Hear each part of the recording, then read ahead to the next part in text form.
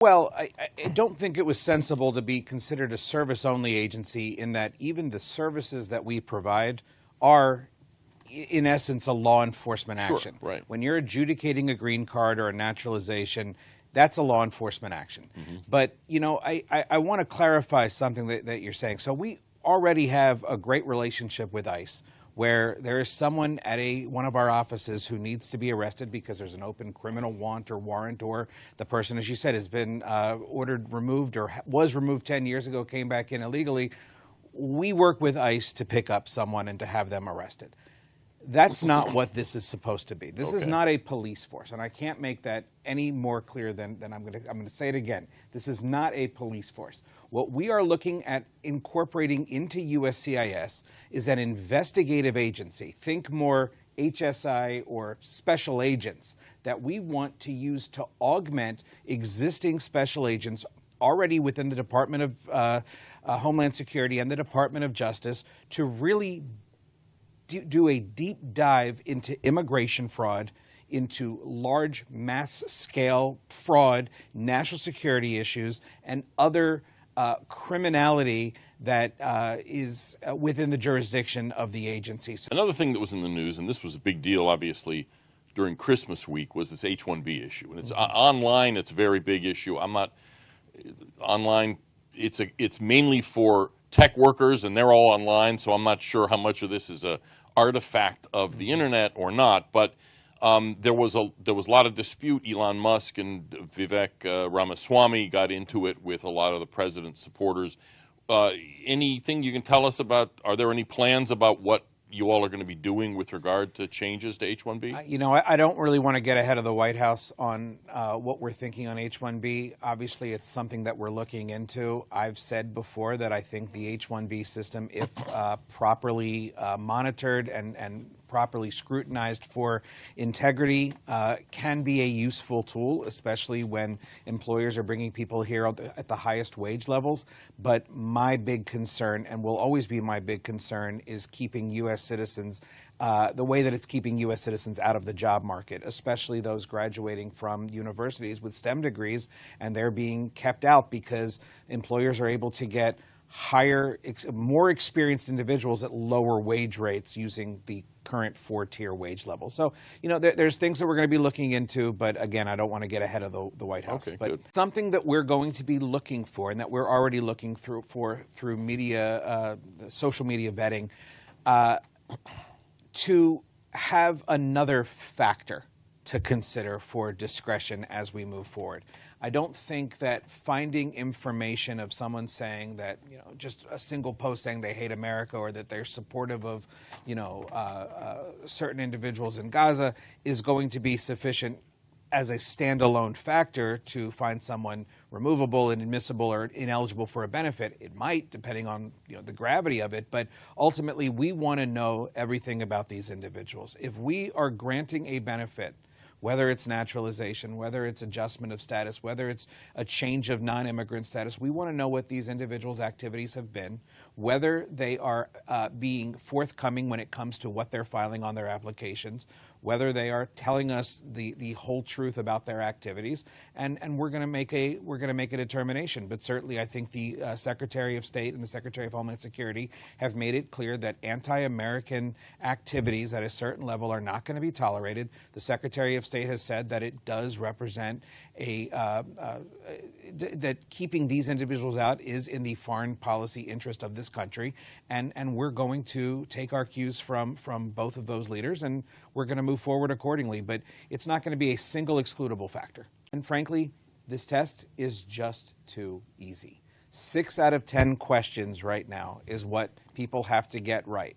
They all 100 are on the internet anyway, right? Well, yeah, and what we also expect people to read a sentence on a tablet, and then they're told to write a sentence on a tablet. Right. So, we need to make it a little bit more challenging. We've got to make sure that people are actually understanding what it means to be a U.S. citizen, what it means to get that benefit. And that's what we're going to do. So we're going to make the test harder in terms of making the questions a little bit more thought-provoking. I'm looking at other potential ways to move forward. I might even consider, if possible, moving to a standardized test format. Like filling in with the number 2 applicants pencil would come in and all a different that? Yeah. day and actually have to do that and write an essay on what does it mean to me to be an American. And let's see what people actually understand, because being able to be coached through this process right now is not something that should be allowed, and that should be that easy. And I'm seeing it, unfortunately. I've had great conversations with adjudicators in the field in various offices, and I don't like what I'm hearing. They're worried, and they're looking forward to it. They're thanking me for doing what I'm doing, which pretty much all this comes down to is I am declaring war on fraud.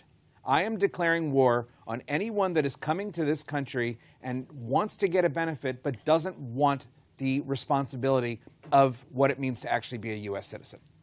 I'm thrilled that we have a secretary right now who is willing to make the tough decisions on TPS and actually look at the factors that she is required to look at under law to determine whether a TPS grant, or excuse me, a TPS designation should be renewed or should be terminated. And it is very refreshing that I think for the first time in, I don't know, I'm not going to say ever, but in a very long time, that we are not seeing pro forma renewals. We are looking at all of these cases. We are looking at all of these countries and the reasons for the designations. And making a determination based both on whether those conditions still apply. The fact that we still have a TPS designation for countries based on a hurricane that happened in, I don't know how. 1997, exactly. I think. Yeah. It says something right there. But looking at the factors, the reasons why it was designated in the first place, and then also, which I think is so critical and I think has been ignored in the past, looking at, again, the foreign policy considerations. What is in the interest of this country? And it is so refreshing to have a Secretary of Homeland Security and a Secretary of State who are committed to looking at all of those factors in making these determinations. It's no secret how I feel about deferred action for childhood arrivals. It's in my opinion, created a real legal problem for this country and for the immigration system. But it's one that we're going to need to work through with the courts. Potentially, really, we could use as some legislative fixes. Obviously, in the first Trump term, we did try to take action with DACA, and in the Board of Regents, the Supreme Court said, no, just because you were undoing a memo, you can't just undo it with a memo. You need a reg because of the reliance interest. Still have questions about, I agree, as I've said repeatedly, I agree very strongly with Justice Thomas's dissent in that case. And I'm sorry that was not the majority opinion, but it's where we are. One thing on this is sort of a pet peeve of mine. On the DACA applications included a box or something to say that this had been completed by an interpreter. And that was always relevant to me because the whole narrative behind DACA was these are Americans and all but paperwork, this sort of thing. Well, if you need an interpreter, how much of an American and all but paperwork can you really be? No, I think the biggest thing for me is I really want to see the diversity visa gone. Okay. I think that's not something. Visa lottery. Yeah, exactly. Right. I also really think there needs to be tightened up of the family-based categories to get rid of some of the ones where with the way the visa allocation works, it is really not a viable pathway forward. So we shouldn't be spending our time working on that. I'd also really like to see something to protect the religious workers. I'm very concerned about the way in which during the last administration, the visa bulletin, and this is more of a State Department issue, but we need to take action on this now. The State Department retooled the visa bulletin so that there was a in the employment-based 4, which is all the special immigrant categories, that includes religious workers, special immigrant juveniles, all the other special immigrant visa categories, the special immigrant juveniles were pulled out and placed above. So there's a carve-out for special immigrant juveniles within employment-based. What that did was twofold. It pushed all other EB4, employment-based 4, including religious workers, down into the backlog through the visa bulletin. It also got rid of what I'm fairly confident there was a correlation between that and the employment-based 2 category not being current anymore. So you've got people that are, trying to get green cards in the national interest because they, are exceptional professionals or otherwise have exceptional abilities, and potentially have should have a national interest waiver based on what they can bring to this country. And they're in a backlog right now because we've got this SIJ issue that's in the forefront. Okay. I would like to see religious workers and others within EB4, but also the EB2, be current again so that we can really right-size what's going on. Ultimately, I'd like to see more merit-based immigration. That's really what this gets down to. However, what I have really found, officers across the country who are excited to be let out of the box, being told that they no longer have to grant an application. I am, to be clear, not saying you need to deny an application. That's not what we're doing here. I want justice to be done.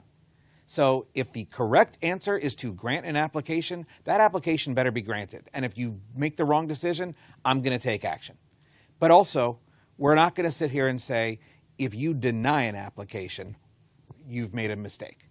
And that's really what the last administration was doing. They were being placed in a situation where there was a level of scrutiny on officers' ability to deny a case for very legitimate reasons. And I think that's what we're trying to move away from. I trust our officers. Our officers are incredibly skilled, trained, dedicated federal officers and professionals. They know their business, and we have to let them do their job. And going to them when they were telling me about some of the fraud patterns that they were seeing, and that they were just so frustrated because leadership over the last several years was unwilling to budge on these issues. So they were kind of basically being second-guessed if they said no, but not second-guessed if they said yes. I think it was very hard to say no. Right. So the SAVE system, that has been one of systematic alien verification enterprise. Okay. Essentially, that was stood up as a way to help states cull through their public benefit rolls, right? Welfare, to determine whether someone was there who was not eligible under PERORA or one of the other state or federal statutes that governed welfare and other public benefits. But there has been talk about moving that into the voter verification realm. So essentially allowing voter agencies at the state and local level to cull through their voter rolls and be able to determine whether someone was voting illegally or registered to vote illegally. The big problem at the start of this administration was that the SAVE system required a DHS identifying number. So an alien number, maybe a FIN number, or a federal identification number for law enforcement purposes or DHS purposes. So it was very hard for the state and locals at either the public benefit side or the voter verification side to be able to get something that they could run against, because we couldn't just do it based on biographical information. Okay. Or Social Security numbers? We didn't have that capability. And I am so proud of this, we have been able to get not only the agreement signed with Social Security so that we can query that information and that information is accurate, but our team internally has worked so hard to create batch audit capabilities. It's no longer requiring a state or a local official to run a name individually. You can upload spreadsheets, and that information can be run. We have most of it's done through electronic means, and then we have some manual processors that if there's a tough case and we need to look a little bit closer, we've got people to get back that information. And as I said, we've now got the availability, which a lot of states wanted, to be able to do this with the last 4 of the social. I've spoken to many secretaries of state. They're very excited to be using it, and I think this is going to be a game changer when it comes to making sure that the right people are voting in an election. Listen, I am not going to sacrifice the safety and security of this country for speed in the immigration process. So I want to see screening and vetting come in first. Right now, that's going to be a bit of a pain point because, not because we can't handle it, but because the previous administration has left us with such a mess, with such a huge number of backlogged cases, that I really do not know how I could be expected to move these cases through quickly while also doing what I need to do.